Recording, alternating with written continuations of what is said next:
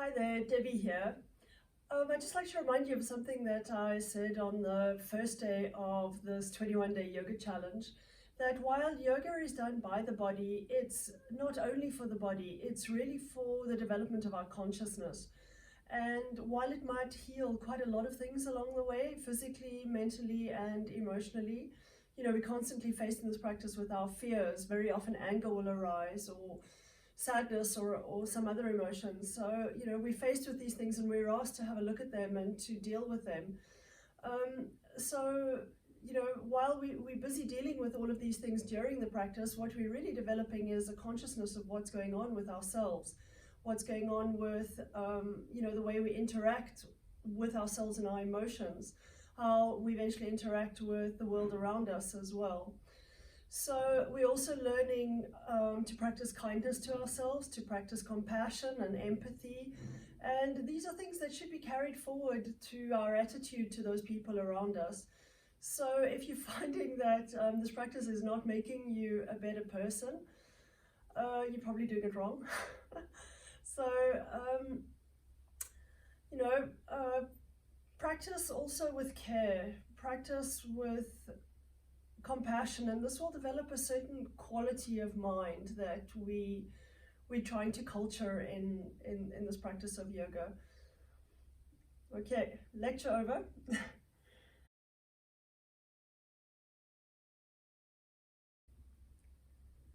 What we're going to be needing today is probably another stack of towels, a brick or two, or something that is the shape of a brick, like I said before, cereal boxes, bits of wood. A chair would be really good as well if you have a chair, and a belt or a scarf or a rope. Okay, start in swastikasana, so it's this sort of square shape of the legs. Bring your shins forward as far as you can and try and move towards having your thighs parallel. Okay, then you can grab a brick or something behind you, but which we're going to put our arm on. We want to be turning just to start loosening up the spine a little.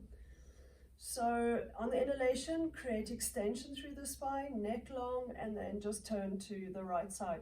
Exactly as we did on the chair a couple of days ago.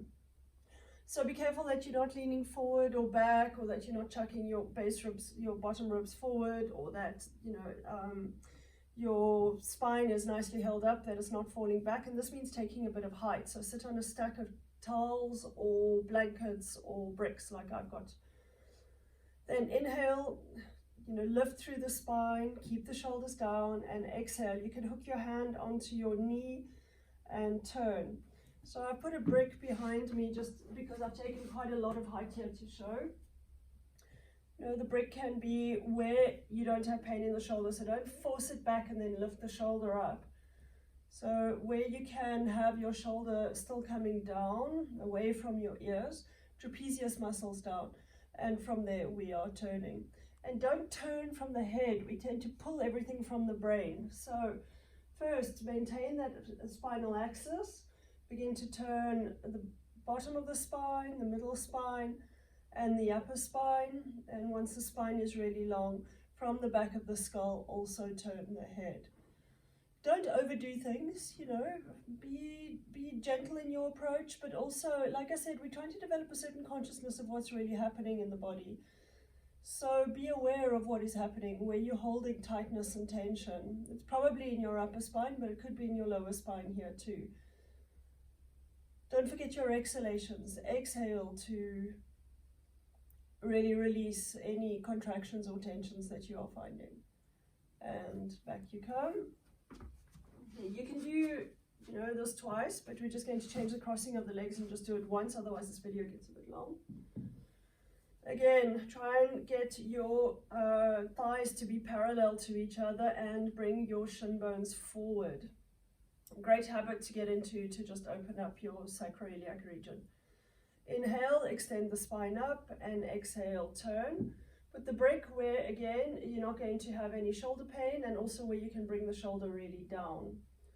And then turn, when I say the bottom spine or the base of the spine, it's also all your stomach organs, as though they're turning around the spine, the spinal axis.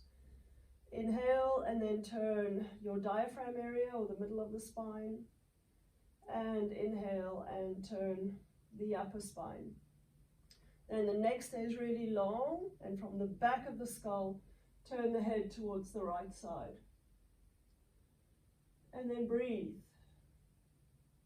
Make sure that your breath is soft and smooth, but also make sure that you're using those exhalations to release tension in your shoulders, your neck, and anywhere you might be finding it in your spine. Observe what's happening. And then back you come.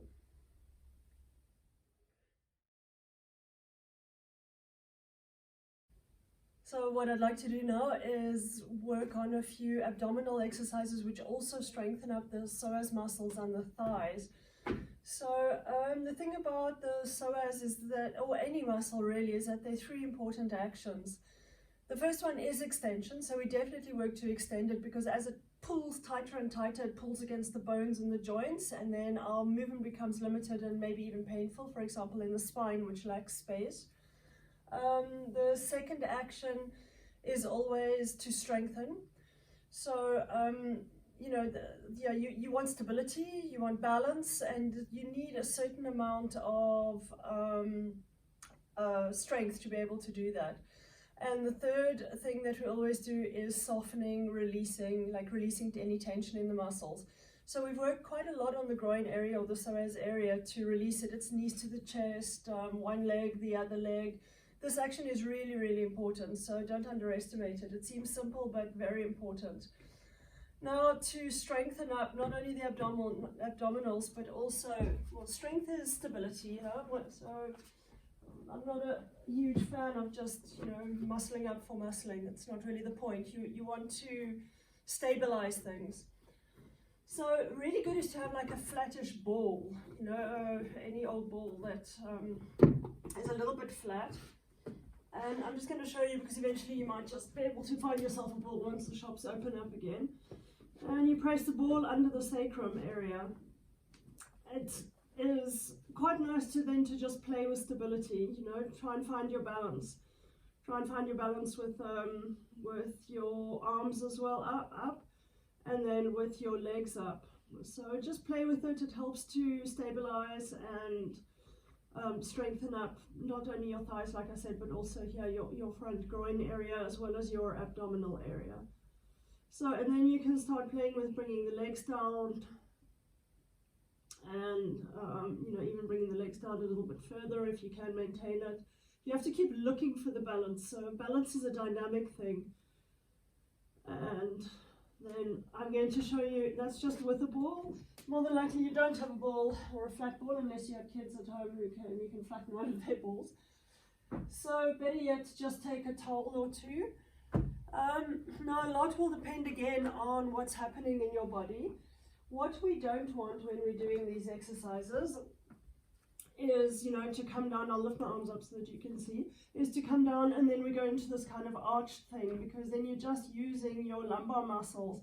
So of course we want to strengthen those up, but not here, because you're just going to strain them instead of strengthening them. So we want to maintain a kind of tucking action while we're doing this. So I suggest you put a layer or two under your sacrum area.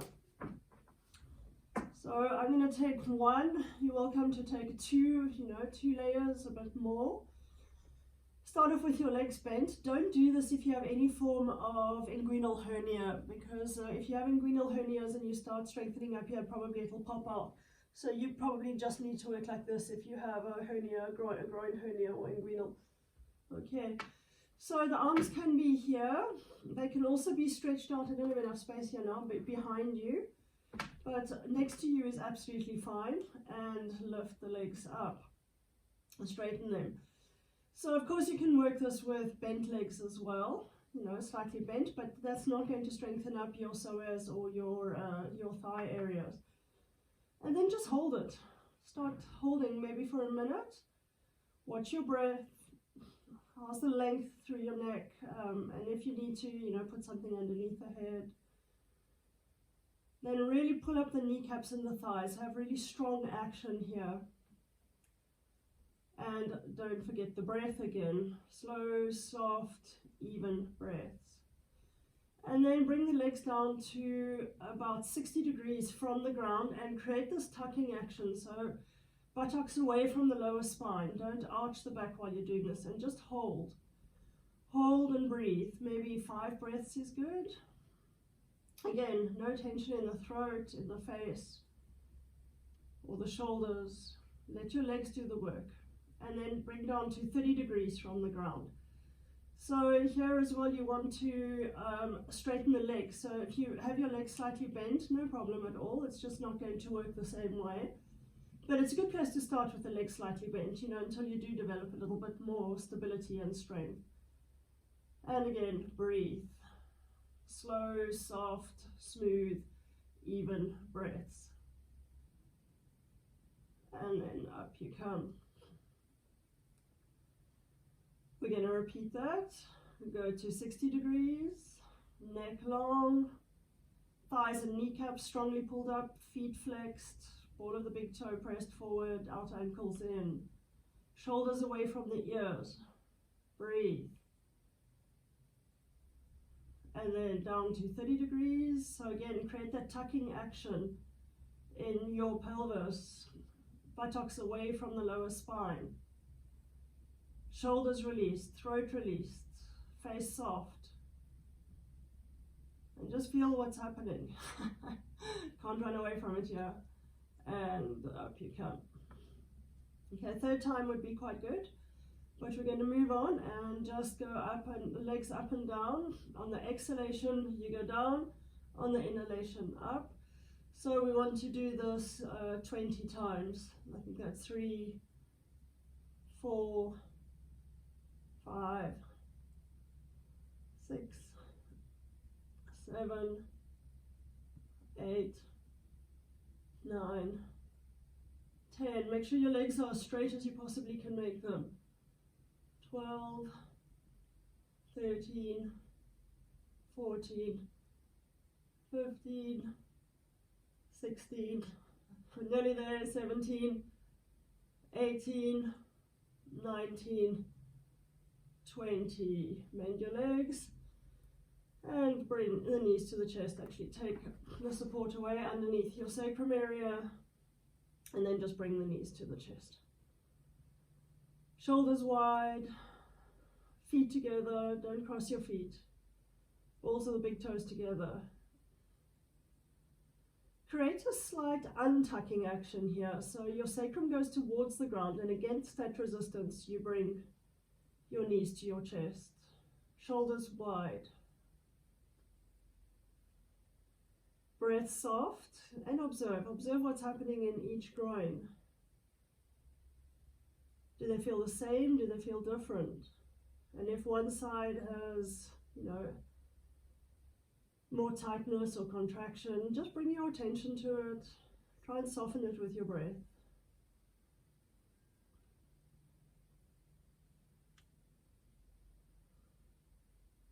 Good. Now place the right knee onto the left, the right foot onto the left knee. Okay, I'm doing the opposite here. And bring the shin towards you. Make sure your hips are aligned. Feet flexed, and while the thigh is moving away from you, the shin is coming towards you. So there's like an outer rolling action of the thigh, an inner rolling action of the shin bone, or turning action, should I say. Neck long. If you need to put something under the head, put something under the head. Don't shorten the neck. If you need to put the foot against the wall, do that too. And just observe what's happening in the groin area, what's happening in your inner thighs, and so, especially what is happening around your hip area, your buttock area, your piriformis area. And we're going to change. Again, create a tuck. Foot onto the knee, push the thigh away, flex your foot. So the left thigh rolls out and your left shin is coming towards you. Shoulders wide, neck long, and just begin to ask yourself what's happening. What's happening in my face, my neck, my shoulders, chest area. How's my breath? What's happening in the buttock area and the groin area? Breathe, let things soften. And if they're not, and you feel kind of frustration or anger rising up, watch it, observe that. Probably if you just breathe through it, it'll start dissolving. Also, have the intention to approach anything that arises with compassion, with patience. It sounds crazy, but if the intention is there, eventually that overrides any frustration or anger with your body. Patience, softness, kindness, empathy, compassion, really important. And back you come, and get yourselves a belt.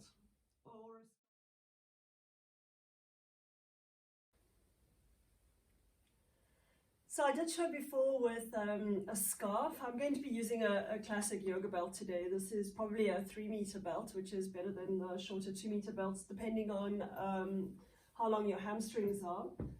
And then also, put some blankets next to you, because we're going to be doing the Supta Padangusthasana 3, which opens up laterally. And we're going to want something to rest the upper thigh against, the outer thigh. So for now, I'm going to put that aside so that you can see a little better.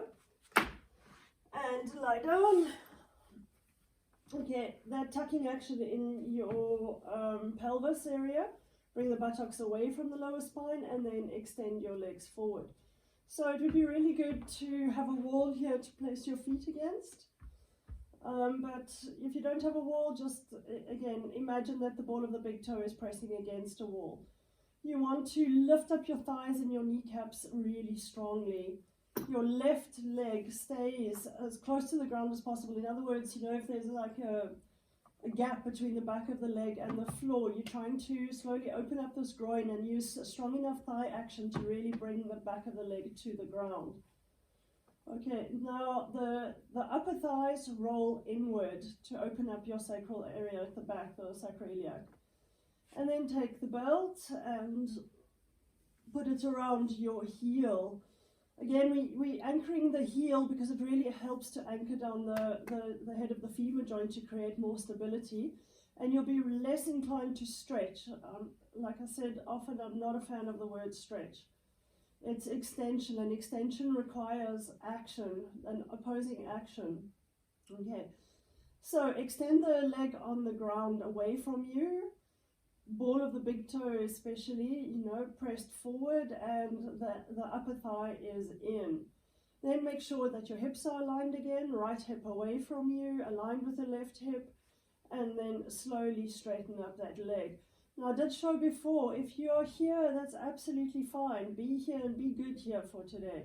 It might be a bit higher, it might be a bit higher, but don't be tempted to really just go for it, because you'll probably find that the bottom leg comes up and your hips will come out of alignment, and you'll just do a lot more damage than you actually realize. Okay, so with resistance, so really pull the heel towards you, and then with resistance straighten your leg. Make sure you've got really strong action coming through your thighs and your kneecaps.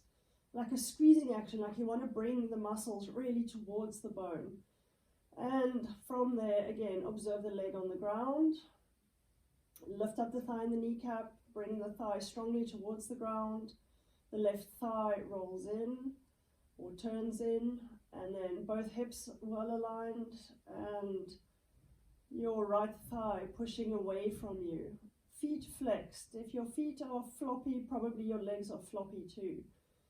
Okay, now widen through your chest area, your clavicle bones, neck long. Watch your face, your throat. Soften these areas, and your breath, soft, smooth, and even. Like I said to you before, for me, it's maybe even better to close your eyes so that you're not attached to the performance of the posture, but more what you are feeling in the posture. And then release. Extend your right leg forward and roll the thigh inward, foot flexed. Hook the heel, the belt on the base of the heel, and really make sure that your left hip is moving away from you, your left front groin, and that your left hip is aligned with your right hip. Okay, and then strongly bring the heel towards you, with your arms, and then against that, straighten up the leg with resistance. And be really aware of your limit here. Don't be tempted to overstretch. Okay.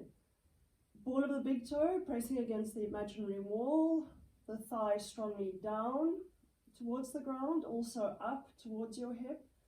So lots of density in your muscles. And then both hips aligned with your left kneecap and thigh pulling strongly towards you. Foot active, outer ankle in. And then be aware of any tension that you might be holding elsewhere. Face, throat, neck, shoulders. And watch the quality of your breath. How much length are you creating on your inner legs? And those inner heels move away from you.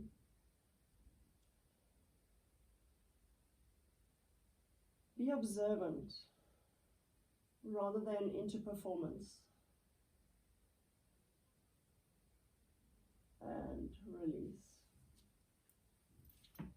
Okay, now bring your stack of towels towards you. It's always good to repeat these things twice, but like I said, these videos get really long when I start repeating things. So feel free to stop the video and do it a second time. Put the towels right against your hip. You can roll it or fold it, and then again, right heel nicely hooked with a belt. Ball of the big toe pressed against the imaginary wall or the real wall, and roll your left thighs in. And then hold on to the belt with your right hand. You can extend your left arm away from you, and then slowly come down. Now you're coming down against the width of your sacrum, which is a little technical, but you don't just want to collapse sideways. You want to really keep your left thigh and your left hip down on the ground. Make sure those are not moving. And against that, open up towards the right side. Your inner leg really long, as though you're going from your groin to your inner heel. You're extending that away from you. And at the same time, it's as though you're bringing the head of the femur joint back into its socket. So there's a strong action back as well as the extension away from you. And then again, what's happening with your neck, your throat, your breath? Have you maintained your left leg?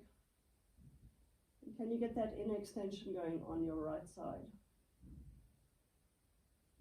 Observe what's happening. Watch your feet as well. Keep your feet active. Are your thighs and your kneecaps strongly pulling up? And then inhale, and up you come. And change the towels that are next to you. Now those towels again are there to stop you just flopping over and losing the structure of the posture. So this time you're going onto your left heel, right ball of the big toe pressed against the imaginary wall, right thigh rolling in, neck long, and the belt goes into your left hand. Right arm extended away from you, palm of the hand down to the ground. Okay, make sure that your hips are aligned. Don't lift up your left hip. And then keep your right thigh and hip really on the ground while you're opening up towards the left side. Don't let it flop over. It has to be supported as it's opening. So it might not be very far. It might be here for today. Absolutely fine. Okay, from your inner groin to your inner heel, extend the leg away from you. But at the same time, you're strongly bringing the leg towards you so that the head of the femur joint is really fixed into its socket. So it's like the inner leg moves away from you, but the outer leg comes towards you, both at the same time. Keep your foot active. Both feet. Watch your breath. Length of your neck. Throat and face soft. Be aware of any tension you might be holding. Your legs are doing the work, not your face or your jaw. And then inhale and up you come. Change the feet again, change the legs. Your left leg again, pushing against the imaginary wall with the left thigh rolling in, and put the belt into your left hand. Maybe just take a moment here with the thumb in the front groin, and we're just moving 30 degrees over to the left side. So it's crossing over, and be very careful not to lift the hip. Make sure that this hip is really moving away from you. And just feel what's happening. This might be where you're going to be for today. Don't force it, don't go any further. If you feel everything's okay, you can maintain the hips aligned. Your right arm goes to the right. Your left foot turns and you come down to a parallel position. So right leg parallel to the ground. Don't let the foot touch the ground, it stays parallel. And from there, as the right arm is moving away from you, you're turning your upper spine, middle spine, lower spine, as though you're really trying to touch something in front of you with your foot. Now be aware of any tension you might be having in your neck, your shoulders, face, and also what's happening in the upper spine, and then particularly what's happening around your buttocks area, your hip area. And inhale, up you come. Let's change. So most of these things should be held for around about a minute. Left thumb into your front groin, push that hip away from you till your hips are aligned.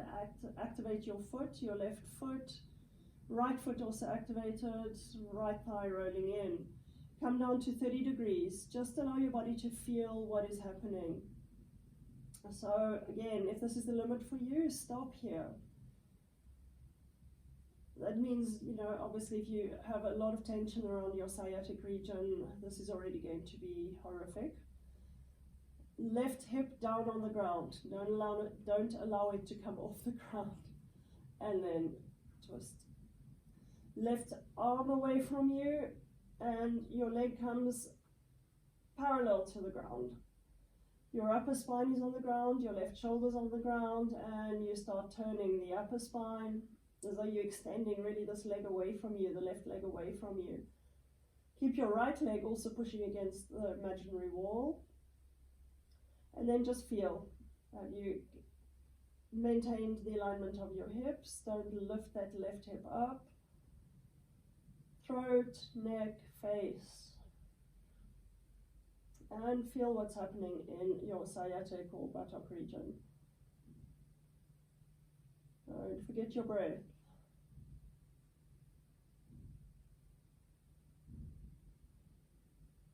And inhale, up you come. Make sure that your hips are aligned again, and then bring the knees to the chest. You might notice that we do this a lot. This is because that softening action in the psoas is really, really important. So, a lot of people do go for the big stretches, and sometimes they're really good, sometimes they're not, depending on what is happening in the front groin area. But this is really important. Just softening it, being aware of what's happening.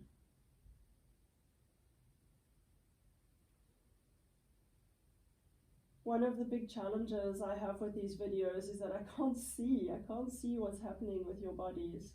So, feel free to let me know. Feel free to ask any questions, or if you're faced with any problems or challenges, let me know. Maybe even send a photo and we might be able to deal with it. And roll over to your right side.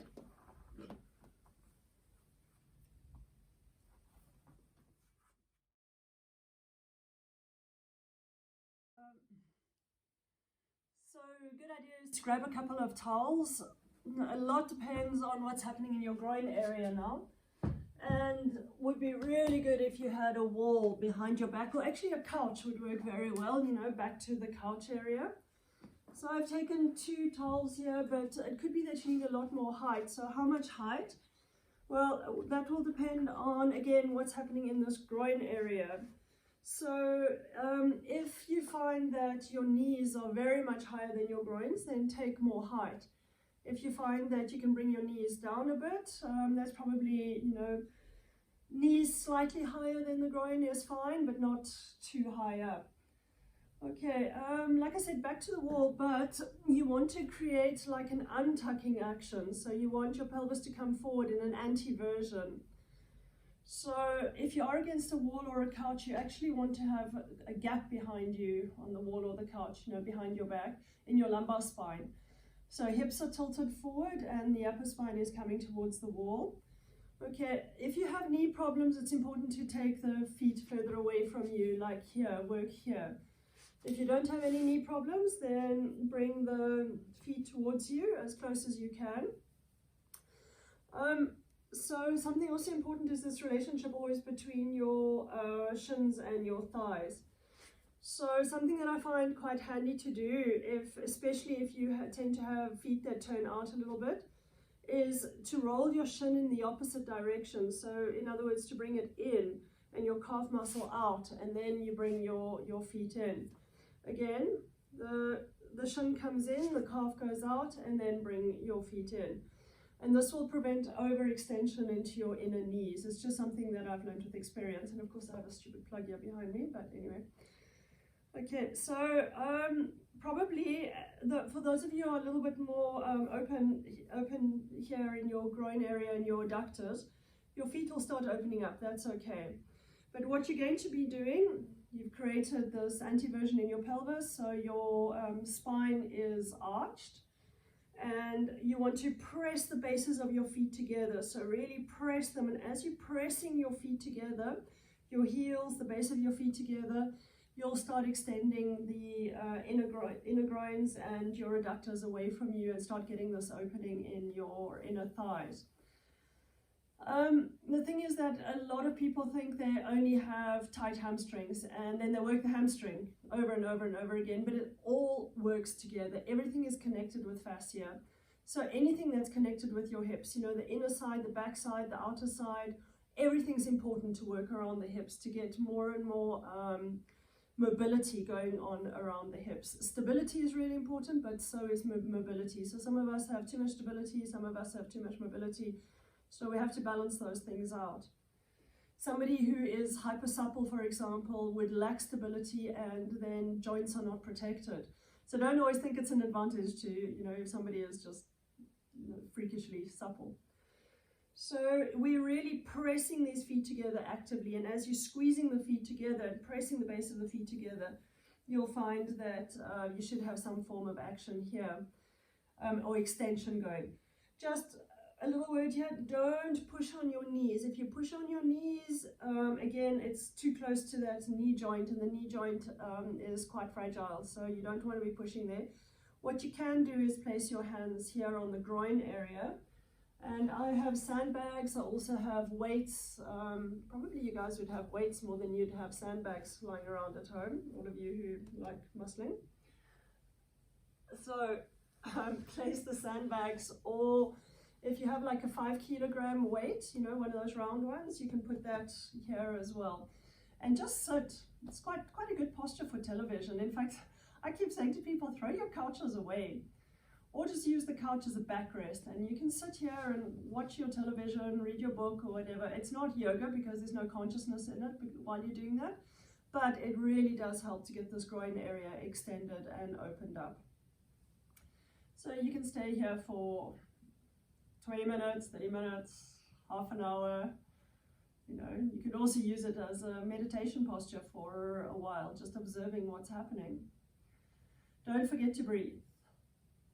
Okay, I'm going to take this away, and now I'm going to try and come forward. So you don't just want to flop the spine forward again, you want the buttocks back and away from you, And then you want to turn the spine forward, so the hips are really tilting forward and the chest is lifted up. And again, press your feet together as you're coming forward. And if you can't come forward, then don't. You know, again, who cares? If your posture's here today, that's great. That's where you are today. Don't judge it. And if you do find again that, you know, you have emotions like frustration and anger coming up because your body is not doing what your mind wants it to do, observe the anger and the frustration. Be with it. It does sound a little crazy. I might give you a link to somebody who discusses this quite in length. He's hilariously funny. He's a monk. You know, make it your friend.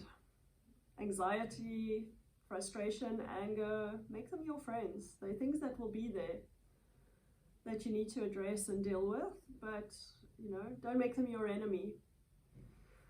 Turn the hips forward. If you can come a little further forward, do that. Don't force, don't push. If your body allows you to come forward, then you come forward. Keep extending the front spine up. You might find, you know, if you really open that you'll take less height. You can take away a blanket if that's the case. Otherwise, just stay and observe. Watch what's happening. Inner groin, adductors, inner thighs. What's happening with your outer thighs maybe even. It could be going there too. Is your spine extended? Are you creating length? So whatever's releasing here will give you the capacity to create the length through the spine. Remember, everything's connected. And go and have a look at some videos on, you know, myofascial issues or just fascia in general. A lot of research has only been done in the last 10 years. You know, a lot of people have worked with it a long time before that, but scientifically they've only really started working with it in the last 10 years or so. And then up you come.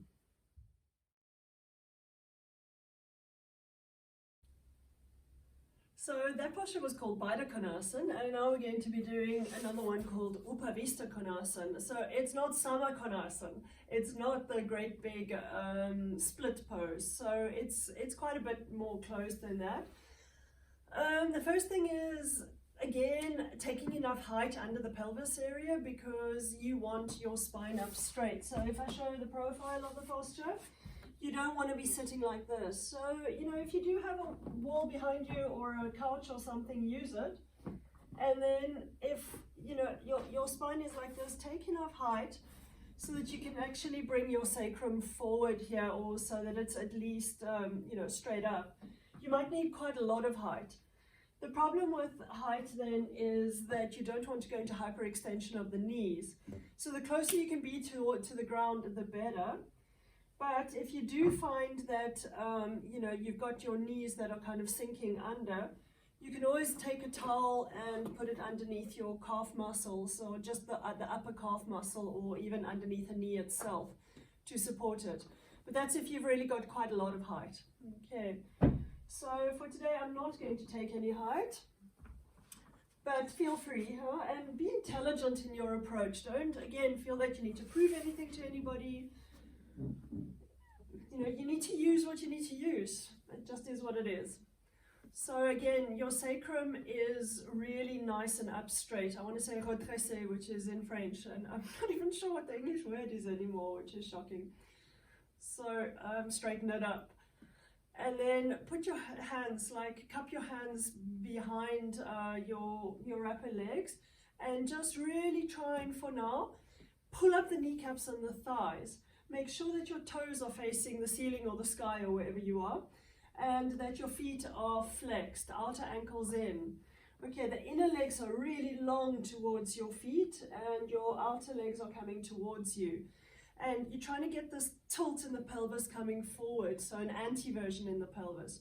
And you can use your hands to do that. If you have a couch behind you, it's not bad as well to, you know, press against a wall or a couch.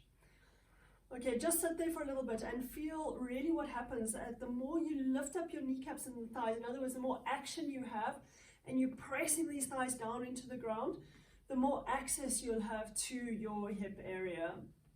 Okay, then lift up the front spine. So from your pubic bone to your sternum bone, really tall, lift up. And again, pull up the kneecaps and the thighs. Find what that does to your hips. In the beginning, probably not much, you know, but you will eventually get there. Okay, now we're going to be turning to the right side. I'll go to the left. So you go to the right, so I'm mirroring you, and lift up the front chest. First, just get the twist. Now, make sure that you're not going behind the leg. Your sternum bone, your chest should be facing your inner leg. So it's like you're turning against your inner leg. As you're turning, probably this thigh will, the left thigh will be turning slightly in, but maintain it towards the ground and away from you, and turn towards your right leg. And then if you can, you start coming forward. I put the belt away now, but you can, you know, hook a belt around here. Very good idea to have a belt. And then lift up. Actually, I'm going to go and get a belt while you stay there. I'm going to fetch a belt just to show you what to do with it. There we go. Because it's not very accessible, especially if you're way back here somewhere. You know, you shouldn't be because you've taken enough height. But what you can do is hook a belt around your foot and then just turn against the leg. So spine is turning towards the inner right leg. If you can, you start coming forward. So, you know, if you're not using the belt, you can just hook your hand onto the leg to help you to turn. You can go to the outer foot. Now extend the spine up, and again, really bring the knees and the thigh caps up towards you. And as you're doing that, you'll find that the more you activate your right leg, the more you'll get the tilt in the pelvis. And as you're pressing that left leg down, you're getting a turn, a twist that's coming in. And then slowly you are going to be bringing, you know, your stomach area, your abdomen area down towards the leg. So don't be tempted again to just collapse down. You want to really extend forward over the leg. And your spine is working against the legs so that you're getting, you know, this extension to come through and into the spine. And again, turn, so twist, and your sternum bone is aligned with the inner leg. Lift up the kneecaps and the thighs. Right kneecap and thigh to tilt the pelvis forward. Press your left leg down towards the ground, and should get more and more turn. And then inhale and up you come. Lifting up the kneecaps and the thighs, turn towards your left leg. So you'll find that your right buttock comes slightly off the ground. That's okay, but really maintain the action on your inner legs. Make sure that the legs don't fall out. You want them to be facing the ceiling. You can hook on with a belt or a scarf if you like, and then turn. So I'm also using my hand next to me to help the turn. Sternum aligned with the inner leg. Don't let your spine go out of the leg. It stays aligned on the inner leg. So again, it's this thing of resistance, you know, we want to go towards more resistance. This will move you away from the resistance, which will make it easier, but also you won't have nearly the same access. So rather do things right from the beginning in a way that gives you access, which means you probably can't go very far. But you know, we learn that restraint and how much that restraint actually gives us access to something in the end. Okay, if you can, then you either grab the outer leg or the outer foot. Use the left arm to maintain the twist, but really the action is coming from your legs. So left kneecap and thigh, really lift it up, and against that, tilt the pelvis forward and press your right kneecap and thigh down towards the ground and turn against it, turn against that right thigh. And then slowly you'll start coming forward. Front spine lifted, front spine really high. So really create extension through your spine and allow that extension to come from the action in your legs. So we think that we can, you know, change things in the spine without the legs, and you'll quickly realize that that is one big misconception. The more you work the legs, the more access you're going to have to your spine and all your spinal problems. And come up. Okay, we're going to stop there. Of course, you can do Upavista forward to again work these adductors. So you know, it's just turning the spine forward. If you want to spend a little bit of time there, go for it. I was just really doing the action in the legs to teach you how much we really need to work and press these legs and work the thighs and the kneecaps for our standing poses. Also, it does prepare your inner thighs or your adductors for the standing poses. Okay.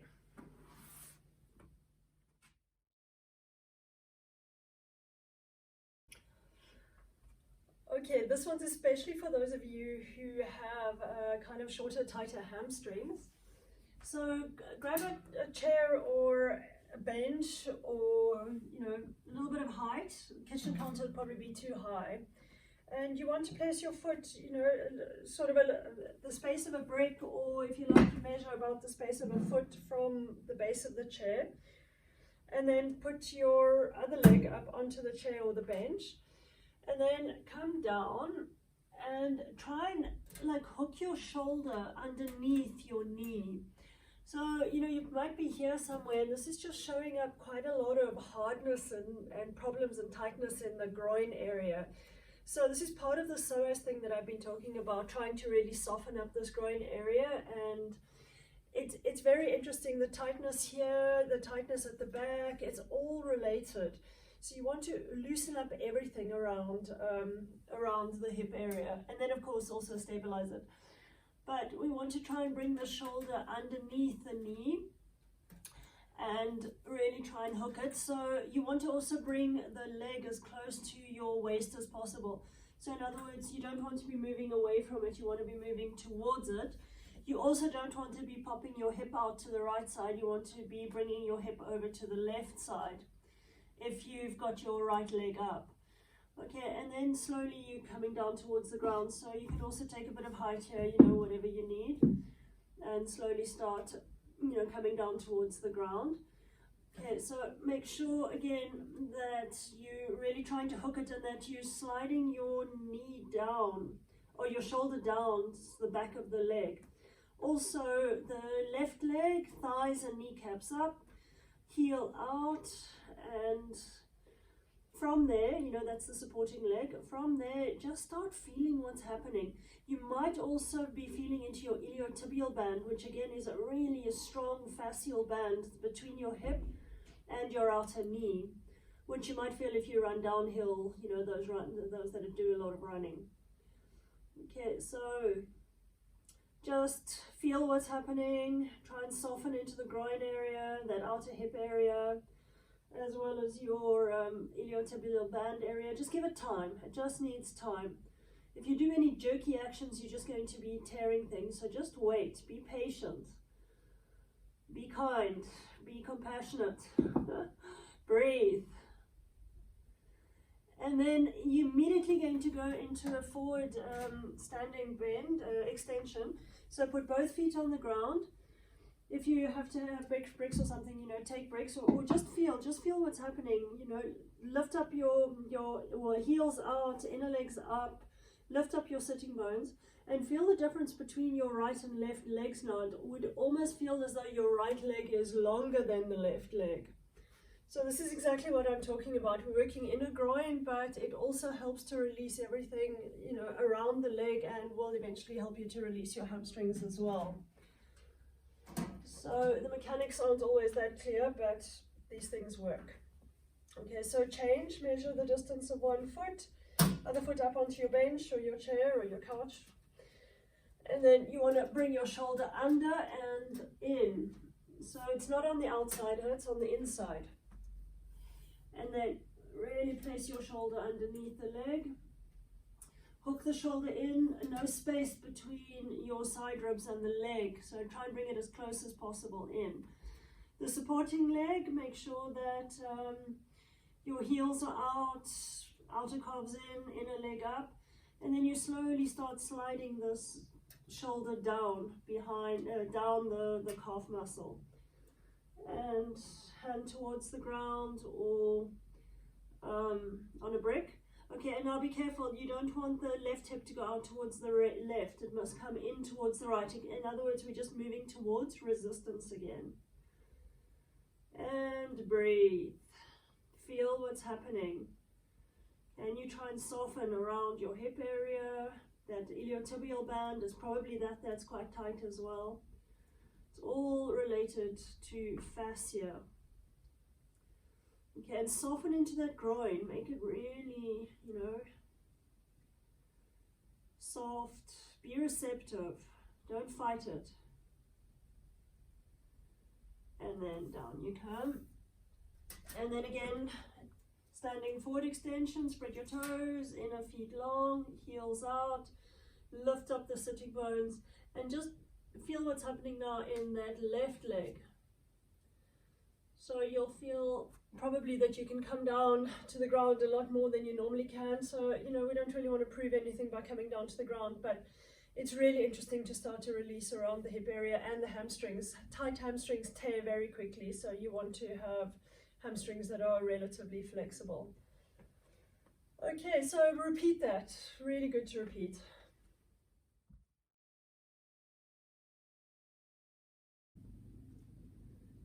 So we're going to be moving towards some standing poses. So grab a chair. If you need the chair, remember I have discussed how much height you're going to be needing. So the first pose is Trikonasana. You want your spine to be over the legs. So you might need, a chair, you might need bricks. You can also put your hand onto the leg, but as long as you're not pushing your buttocks out towards the back to try and get your hand further down. Okay, so for example, 1.5 bricks if you do have bricks. Otherwise, use a chair. Chairs are really good. Okay, you can jump or just spread the feet, and then the left toes come in, the heel goes out, the right foot turns out. Okay, the key to the pose is the ball of the big toe. So really push the ball of the big toe into the ground, and against that, lift the thighs and the kneecaps and rotate your right thigh out. To do that, you might have to release your hips slightly towards your right side. The coccyx comes down, or your buttocks move away from the lumbar spine. Extend through the left foot, lift up the left kneecap and thigh, and press that thigh back against the sacrum. And then extend the arms. So you want to create that length through your right waist, and then bring the hands onto your brick. I'm going to use slightly less height today, but whatever you need, you use to maintain the spine over the legs. So not in front, not behind. I'm saying the obvious here, but sometimes we need to hear the obvious. Okay, also the brick's not too far forward. You want the brick placed underneath the shoulder. Okay, let me just repeat. Ball of the big toe is your key. The thighs and the kneecaps pulled up really strongly. Your right thigh particularly rolls out, so away from you. Then extension through that left inner foot. Press your left thigh back against the sacrum, which is coming forward. And then from there, extend the two sides of the waist. You want the waist, the two sides of your spine parallel, not a turny thing going on. And then if you can come down, come down a little bit further, but a lot will just depend what's going on these inner groins, inner thighs. Okay, now, once you've got all the leg action, you can start turning from the base of the spine towards the ceiling, and then turn from the back of the head, look up towards the ceiling. Breathe. Just feel what's happening. Have you maintained the actions? Have you maintained the extensions? And then inhale and up you come. Turn the feet to the other side. You might have to change the brick or the chair. So this time the right heel goes out and your left toes come out. Press into the ball of the big toe. Lift up through the thighs and the kneecaps. Coccyx comes down, or the sacrum comes down away from the lumbar spine. Length through that inner back foot. Lift up the thighs and the kneecaps. And then again, you're pressing that the right thigh against the sacrum, and that will give you an opening into your groin area. Now, extend over towards the left side, and you can, take the tibia, but bricks work really well here. Okay, and remember that you want both sides of your waist long, and you want to place the spine over your legs. So just have a look. Make sure that the spine is not in front of the leg, that it's really over the leg. Something else people tend to do is just arch back. So make sure that your front ribs are coming down, that the buttocks is moving away from your lower spine. If you can, then come a little bit further down, whatever works for your body, but maintain both sides of your waist really, really long. Press into the ball of the big toe, lift up the thighs and the kneecaps, rotate your left thigh out. Inner foot of your back foot really long, and then lift up the thighs and the kneecaps of the right leg and press that thigh against your sacrum area. And then from the base of the spine, rotate towards the ceiling, and from the back of the head, turn the head up towards the ceiling. How's your breath in the posture? And stay present, stay observant. What have you lost? Have you lost the ball of the big toe? Have you lost the rotation of that of the left thigh? Keep observing what's happening in the posture. And then inhale and up you come. Left foot in and either jump or bring the feet together to Tadasana. So again, like I said before, don't be too dogmatic about where you place your feet. It's not necessarily the width of your hips, it's not necessarily the feet together, it's where you have access, energetic access to what's happening in your feet. This posture is the mountain pose, so you really want to be here to create stability, to create balance.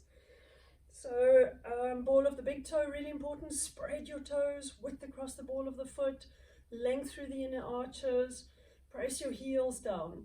Okay, so you don't want your inner arches collapsing, you do want the inner heel to be lifting up. But don't just let things fall to your outer feet either.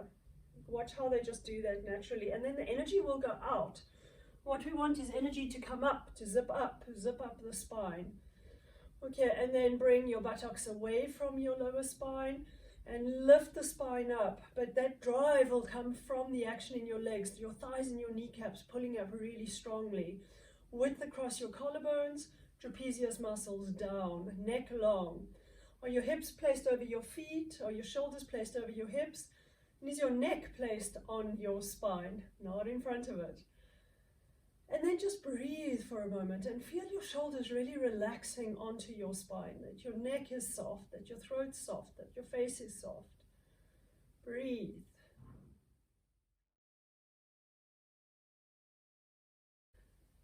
So your next posture is going to be Virabhadrasana 2. We are already getting to know these postures quite well by now, I hope. You won't be needing any props for this one, so you can take all of those props away and come to the center of your mat again, and then either jump or just separate your feet. Extend through the arms. Okay, turn your left heel out, turn your right toes out, and release your hips slightly. Okay, but again, this one, your left hip needs to stay down and your hips need to stay parallel. But if you don't turn your hips, I'm just going to remind you, you're probably going to push your buttocks out and push into this knee and damage your inner knees. So turn slightly to start with. Okay, now maintain that back leg. It's a back leg posture, remember, and the back hip comes down, and then you slowly moving down. Even keep a hand here for now, just to remind you to bring this left side down to maintain the weight in the spine over the left leg. At the same time here, you're wanting your bones in your right leg to be aligned. So your foot, your shin, your thigh, all in one line. And if that's not possible, then don't go down very far, but you carry on going as long as you can maintain what has gone before. That weight onto your left leg, your hips parallel, spine really long, and your right leg. And then extend the arms. So firstly, bring the coccyx or the buttocks away from the lower spine. Extend up through the spine. Extend through your chest into your fingertips. And then from the back of the skull, turn the head towards the right side. Your breath, soft, smooth, and even. And feel what's happening in the front groin and that front inner leg. What's happening in the back groin. Have you maintained the weight on the back leg? And then inhale, up you come. Put your hands on your hips for now and turn towards the other side. Sometimes we so much in the arms and then everything gets bunched up into the shoulders. Make sure that the support is coming from underneath before you get into your shoulder, before you observe what's happening in the upper body. Okay, talking too much. The right heel goes out and the left foot comes out. And then again, release your hips so that you know that you can maintain the alignment of your bones on your left side. But again, it's a back leg posture. Hips parallel. Don't let it tilt over forward. Hips parallel, but slightly turn towards the left side. And then come down. Again, make sure that, keep your hand onto that left hip and make sure, onto the right hip, and make sure that the right hip is coming down. Left and right are not good today. Not that they're very often good, but especially not today. Okay, so foot, shin, thigh, all maintained in one line. At the same time, the work is in the back leg. Extend through that back leg. Make sure that the right thigh is strongly pushed back. Right hip down. And then come down where you can. Stop wherever you are losing what has gone before. In other words, when the hips start tilting or the knee starts coming forward, that's your limit. You're only going to go there today. Okay, now bring the buttocks away from the lower spine. Lift up through the spine, spine placed on the hips towards the back leg. The chest turn towards the front, and then from the back of the head, turn towards your left side. Extend the chest all the way through to the fingertips. And then breathe. Watch the breath. What's the quality of your breath? Can you maintain your left leg, the opening in the left leg?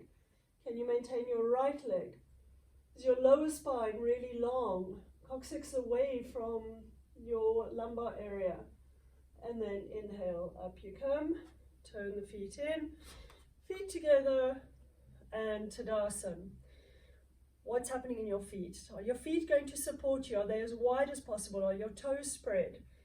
Can you feel from the ball of the big toe that extension to your outer foot?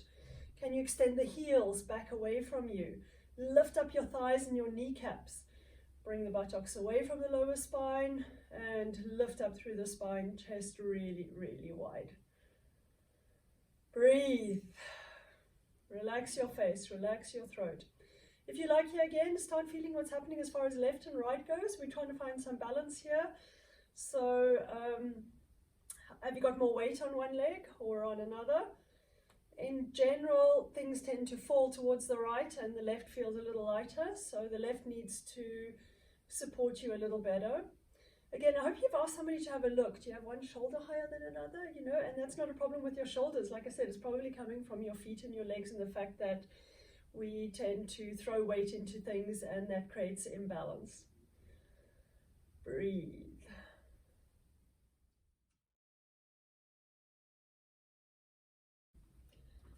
So for the next posture, Uttita Parsvakonasana, a chair might be a good idea. Either a chair or a brick. Let's use a wooden brick. Okay, and we're going to put the brick in front of us. So you can have the brick behind or in front of you. Again, spread your feet, left foot in and the right foot goes out. And the ball of the big toe is your key here again. Rotate your right thigh out. Bring the coccyx down away from your lumbar spine. We're going to be bending. And then either bring your hand onto the chair, which is quite close to you, or onto the brick in front of you. Now you can also have the brick slightly lower, but we want to bring the left hip down. So I'm going to work a little higher just to show you today. Okay, so you want to bring your thigh down enough to have one line from the foot, back foot, all the way up to your fingertips. So I'm just going to go through that slowly again. The ball of the big toe is pressed. You've got real extension coming through your inner thigh. Again, maintain the alignment of your bones. Your sacrum moves against the inner leg so that you are creating opening in that inner leg. Inner arch of the back leg, and then press back through that back thigh also against the sacrum. Bring the buttocks away from the lower spine. And now against the right leg, which is opening, you start opening up the left side. Turn the left hip, turn the spine, extend the arms up over the head, and then over to towards your right side. And then you can also turn the head and look up. So observe what's happening. In a right thigh, is the buttocks coming against that? Press the left thigh back. And again, is the sacrum and the buttocks coming against that? Are both sides of your waist really long?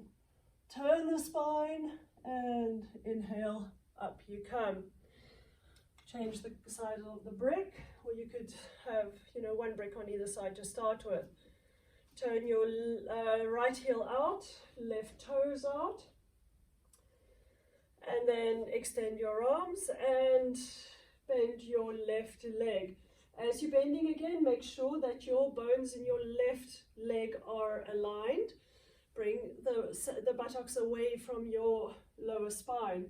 And then extend towards your left side. Keep your hand on your hip for now. Press into the ball of the big toe. Bring the inner thigh really, really long towards the knee. But be careful that the knee doesn't go beyond your heel. Okay, back foot long, inner back thigh extended towards the heel, lift up the thighs and the kneecaps, sacrum away from the lower spine. Okay, and then we're going to be lifting the arm up to the ceiling, turn and bring the arm up over the head. Okay, so I am actually using my elbow here to press against the inner thigh. And against that, the sacrum is coming down and forward. Okay, and the same thing with that back leg. Press the back thigh back and bring the sacrum against it. Okay, now both sides of the waist really long. Lift up your arm towards the ceiling and bring the arm up over the head. And from the back of the skull, turn the head, look up towards the ceiling. Okay, now breathe. Soft, smooth, even breaths. What's happening in the inner left thigh? What's happening in your sacral area? What's happening in the back leg? Are both legs of the both sides of the spine really long? And inhale, up you come. Turn the foot in and back to Tadasana, mountain pose. What's happening in your feet? Can you create width and support by really working your feet? Lift up your thighs and your kneecaps. Feel where your hips are in relation to your legs. Where's your spine in relation to your legs and your hips? What's happening with your shoulders? So don't just try and learn these things off by heart. They're really actions which you have to understand and feel. It's all about the feeling. What's happening in your neck, your face? What's happening with your breath?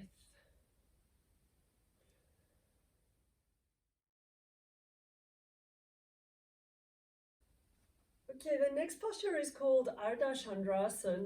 It's the half moon pose. So I'm going to show you one version which, you can use the wall and maybe a chair or a brick. And the wall is quite nice here just to play with stability before we get to real extension. So you measure the distance of one leg against the wall and then turn and make your foot parallel to the front of the mat. Then you can hold on to the chair if you like and lift up your back foot, your back leg and place your foot on the wall. And then slowly extend through that front leg. And as you're straightening the leg, make sure that the knee doesn't come forward, buttocks out. So as you're straightening the leg, make sure that your bones again are aligned. If you can go further down, you can go for a brick, or you can go even further down, hands on the ground. Okay, both sides of the waist really, really long.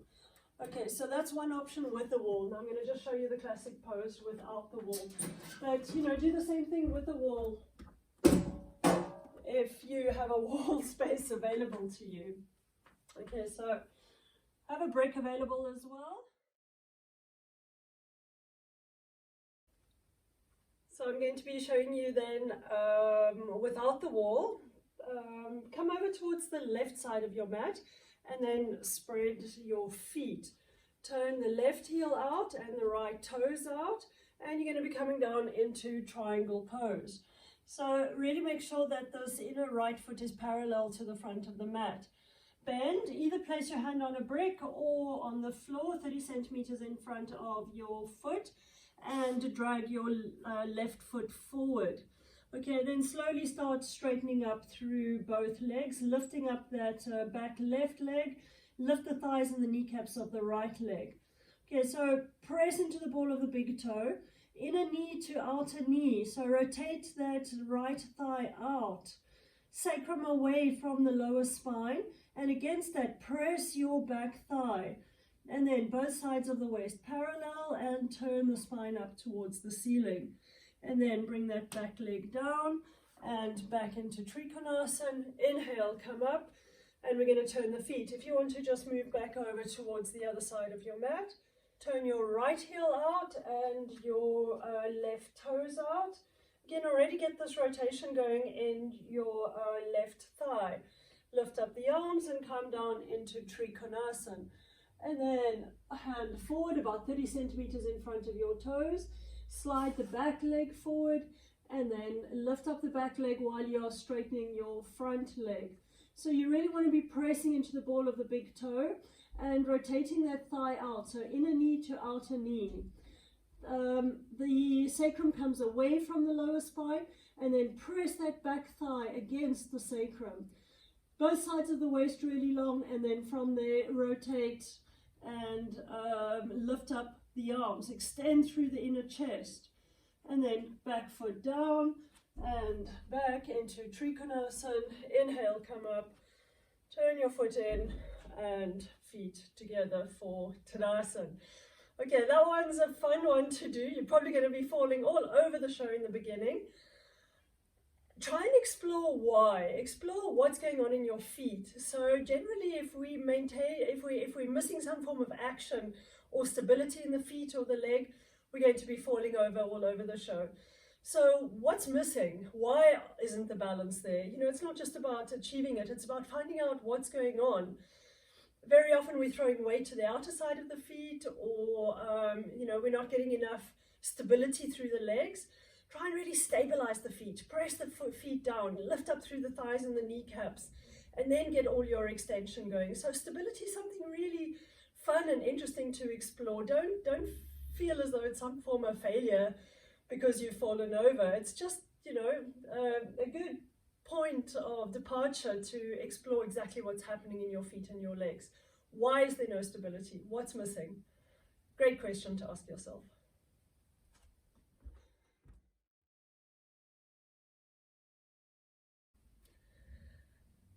Okay, last pose for today, Prasarita Padottanasana. So again, you're going to be spreading your feet. Put your hands on your hips for now. Make sure that you have the heels out so that you get that real long length going through your inner feet. Lift up the thighs and the kneecaps, outer calves, here, like sucked in. And as they suck in, feel how you get loads of extension, but also energy coming up your inner legs. Okay, then lift up the chest and extend forward. You can place your hands here or on bricks or even on a chair. We've already done this posture. Extend the spine forward, so especially bring the upper spine in and spread your shoulders, your chest. And then for those that can, you can stay here. This is a really good place to be. For those that can, you walk your hands back to between your feet, and then with the elbows in, extend the spine forward, and maybe you can bring your head down to the ground. Okay, now width across the chest. I'm not sure if you can hear me if my head's down, so I'm going to be working with my head up. So width across the chest, really important. Okay, now explore those feet. Have you got active feet, toes spread? What about your inner legs? Have you really extended your inner legs up? Lift the sitting bones up. And from there, the pelvis tilts forward. And then you can, extend the spine to come down. Okay, then breathe. Breathe. Soft, slow, smooth, even breaths. Explore what's happening in the feet, what's happening in the legs. And don't push too hard. Don't try and go too far, too fast. Just explore where you are and what is happening. And then we're going to lift up the head. Breathe. Hands on the hips. Breathe. And then inhale. Up you come. And walk the feet together. And again, Tadasana. Okay, I find it quite good sometimes to just close my eyes here because I tend to feel more when my eyes are closed. So in India, they tell you never to close your eyes, but probably because the energy is quite interesting and it's hot there, so they fall asleep. So I'm not sure that we have the same problem in the West. You know, we tend to be a little wired. So if you like, close your eyes. What's happening in your feet? Have you got width? Have you got length? Do the feet feel energetically alive? Lift up through your thighs and your kneecaps. Can you feel your inner legs, or is the energy just going out? What's happening in the hips, and where are the hips placed? Are the hips being placed over your feet? Where's your spine in space? Have you got length in your lumbar spine? You know, are your base ribs in, your bottom ribs? But you're still getting that lift from the base of the sternum up to your throat. Is there width in your chest? Are your trapezius muscles moving down? Where's your neck placed? How's your breath? Can you just breathe? And now again, is the weight more on the right side or on the left? Are you feeling more like energy and life in one side or another? Feel.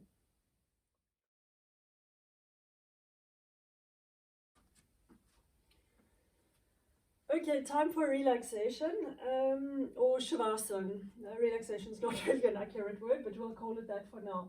I don't know if you remember, we had a chair last time. So one option is, you know, to lie down and put your legs onto the chair. Make sure the back of the knees are resting on the chair. The other option is viparita karani. Now, this is absolutely one of my favorite postures. Great for your adrenal system and your nervous system. So you want to take a couple of towels and fold them in three, like a concertina. You want something that's just going to go below the sacrum, and placed, you know, about five centimeters from the wall. I'm going to create a little platform here with maybe 3 blankets. A lot depends what's going on, and actually you'll find that if you have short hamstrings, more height is actually better because the sacrum is a little bit higher, but you might have to play around with the height. Okay, now you want to put your buttocks against the wall here. Really make sure that it's close to the wall, and then come down onto your shoulder, but your shoulder should also be on the edge of your mat, so your shoulders and hips are aligned. And then really scoot up close to the wall. If you don't scoot up close to the wall right from the beginning, it's really difficult to finish this off. And then swing the legs up. Okay, so if you are far from the wall, you could use your elbows to bring yourself closer to the wall. But if you start off with your buttocks nicely against the wall, you won't have a problem. Okay, now you want to bring your shoulders away from your ears. The hips are in a neutral position, they're not tucked, so your sacrum is flat. So it feels almost as though your coccyx is going down. That's why you've got this little gap between the wall and the blankets or the towels. Okay, you can have your feet or your legs separated slightly. You can tie a belt around your calf muscles if you find that your legs don't relax. And then extend your arms either forward towards the wall, or you can lift them up into cactus pose. Okay, so breathe. Make sure that your breath is softening and that every exhalation is complete. Watch those exhalations. And we're going to use the exhalations to relax the body completely. Release your brain on the next exhalation. Feel that your head becomes heavy, and allow your brain, your skull, your head to sink deeply into the earth.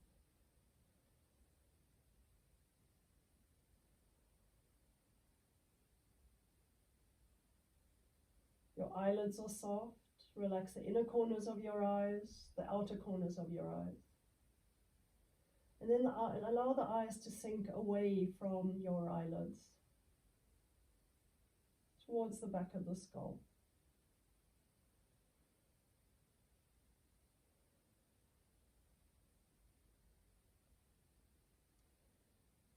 Relax your cheeks, your jaws, your tongue, and your throat.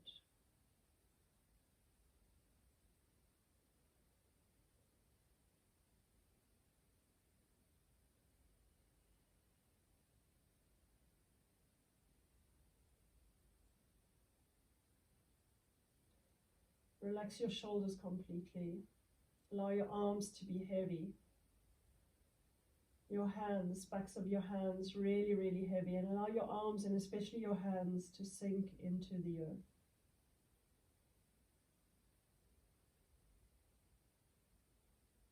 Use your exhalations.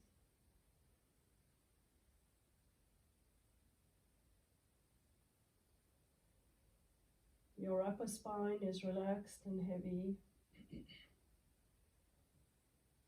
Your middle spine. And allow your hips to feel heavy. And they sink into the earth.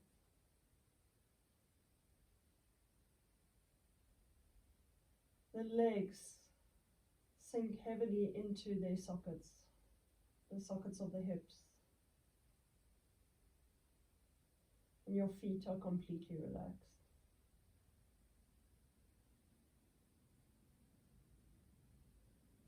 Now watch the breath, watch the rising and the falling of the abdomen. On the inhalation, the abdomen rises, and on the exhalation, the abdomen sinks. Maybe there's a little pause at the end. Allow that pause to be quiet before it rolls and turns into another inhalation.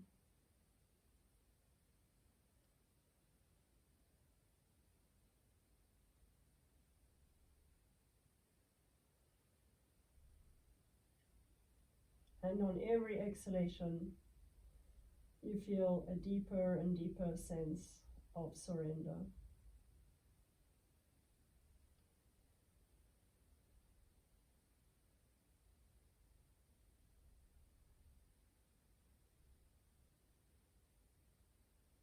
I encourage you to stay here another 5 minutes, even 10 minutes. Every time that mind wanders off, gently bring it back, slowly bring it back to the observation. Train your mind to stay present but completely relaxed. And observing something neutral, like the rising and the falling of the abdomen, the breath, will teach you to be detached from the past and the future and to stay present.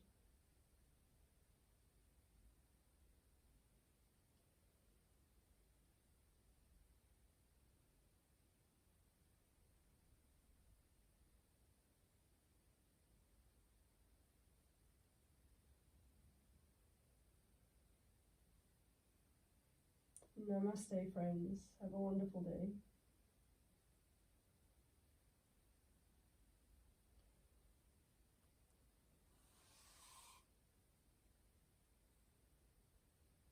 For those of you who are still here and you want to come out of the posture, you just bend the legs, stay there for a little while.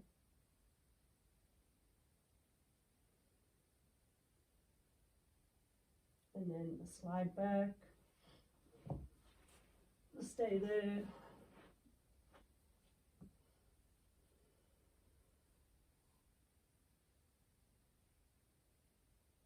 Breathe.